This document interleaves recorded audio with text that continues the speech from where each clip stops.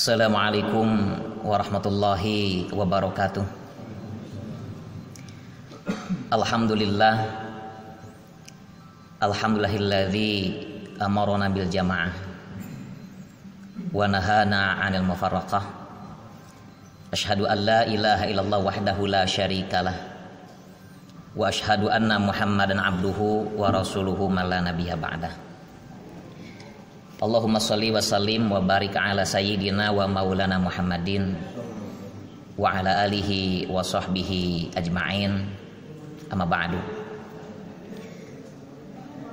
Hadirin ahli salat duhur berjamaah rahimakumullah. Kita awal dengan bersyukur kepada Allah Subhanahu wa taala. Pada siang hari ini kita masih diberikan kesempatan untuk melaksanakan salah satu kewajiban kita, terutama bisa kita tunaikan dengan berjamaah ini. Satu kebahagiaan tentunya ketika kita masih diperkenankan untuk bisa melaksanakan sholat dengan berjamaah ini. Tentunya yang kedua, salawat dan salam semoga terlimpah curah kepada junjungan kita, yakni baginda Nabi Muhammad sallallahu alaihi wasallam. Hadirin rahimakumullah, mungkin kita sering bertanya-tanya, ada kalanya di antara kita yang masih STMJ. Apa itu STMJ? Sholat tetap, maksiat jalan.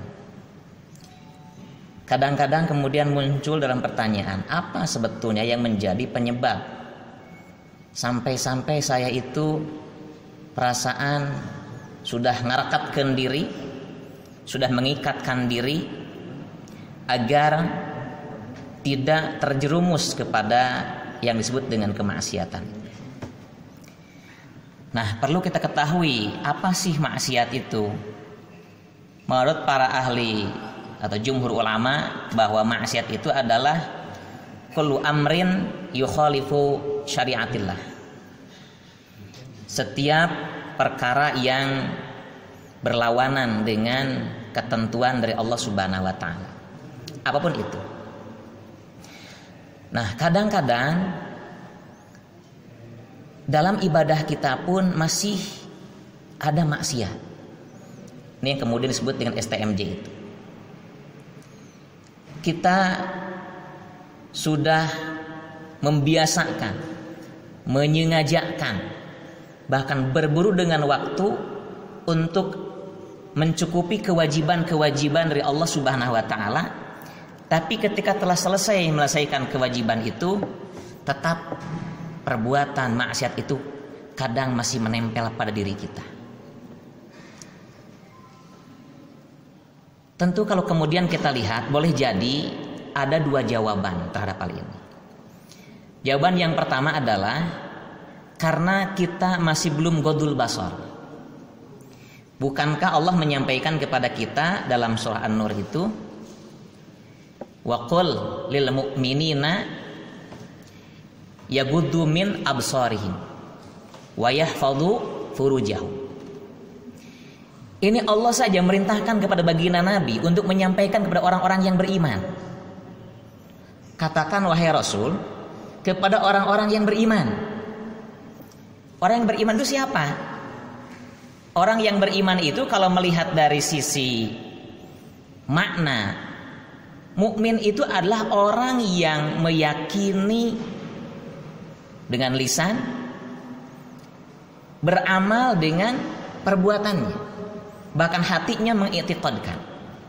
Sehingga tidak hanya lisannya, tapi perilaku kewajibannya telah ditunaikan. Tapi Allah masih merintahkan kepada nabinya untuk menyampaikan ini kepada orang-orang yang beriman, agar dia yaghuddu min absarihim, menundukkan matanya. Nah, ini boleh jadi karena kita belum menundukkan mata kita. Contoh, sekarang itu bukan contoh. Kalau kemudian kita lihat, Pak, amal kita itu banyak digerogoti oleh kemaksiatan kita. Terlebih di hari ini. Saya yakin semua jamaah di sini punya yang namanya gawai atau HP.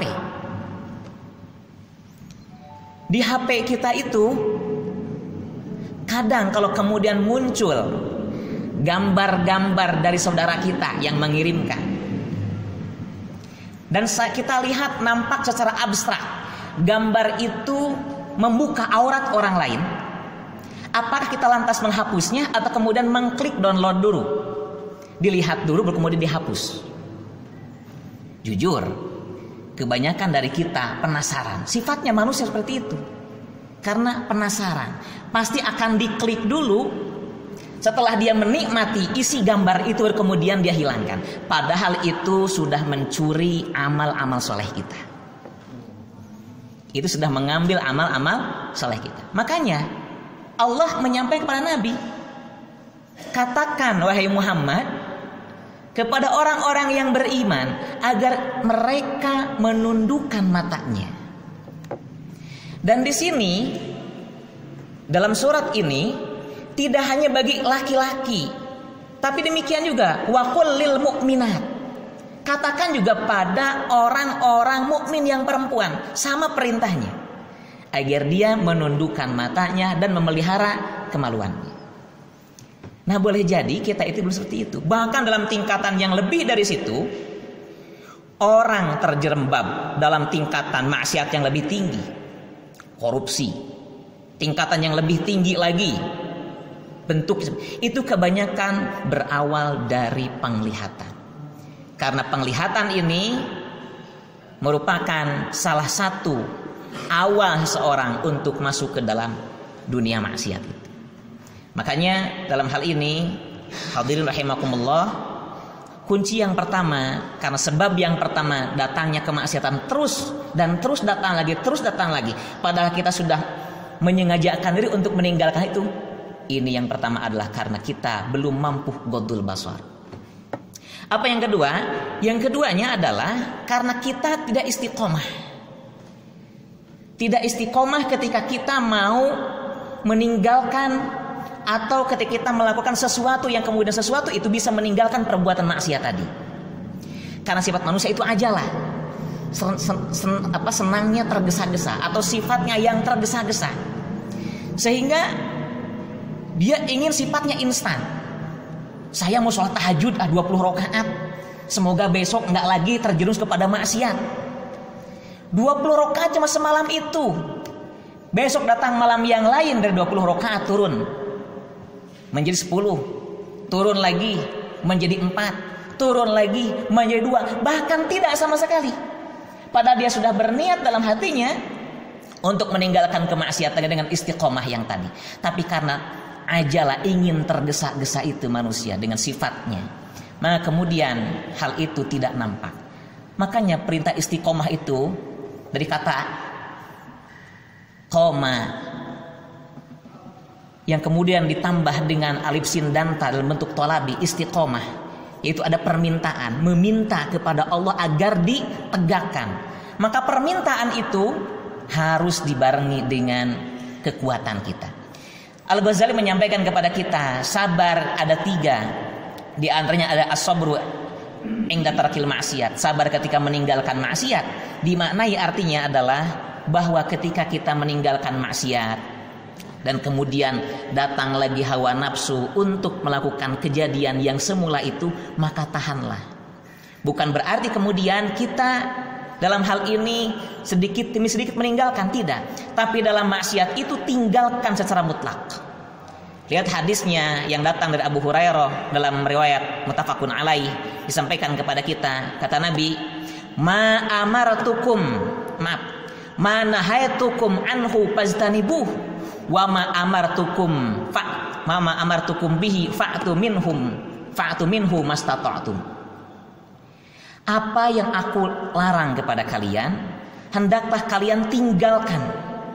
Dan apa yang aku perintahkan kepada kalian, hendaklah engkau datangi perintah itu semampu kalian. Lihat, ada treatment yang berbeda. Ada treatment meninggalkan maksiat dan treatment melaksanakan sebuah ketaatan. Allah menyampaikan, fattaqullah mastata'tum. Takwalah kalian kepada Allah semampu kalian. Apa di sini maknanya? Di sini maknanya treatment yang pertama terhadap maksiat itu tidak bisa tembang pilih. Apapun kemaksiatan tinggalkan. Tetapi untuk melakukan hal-hal yang baik, untuk melakukan hal-hal yang sifatnya positif, mastata'tum, lakukanlah semampu kalian. Jika kalian mampunya baca Al-Quran 1 juz 1 hari, baca 1 juz 1 hari.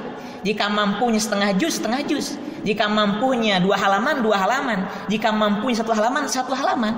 Mastata'tum, semampu kalian. Tapi dalam sifatnya meninggalkan kemaksiatan, fajtanibuh, tinggalkan secara mutlak. Mudah-mudahan kita semua termasuk orang-orang yang dijauhkan oleh Allah Subhanahu wa taala dari beragam kemaksiatan yang hari ini mengelilingi kita, melalui gawai kita, melalui komputer kita, melalui televisi kita. Banyak media yang kemudian kalau kita tidak hati-hati, kita tidak memelihara diri kita, maka semua itu akan menggerogoti amal kita. Amal kita tidak ada manfaatnya, akan digerogoti oleh maksiat, baik itu maksiat kecil apalagi ya maksiat yang besar. Wallahul muwaffiq ila aqwamit thoriq.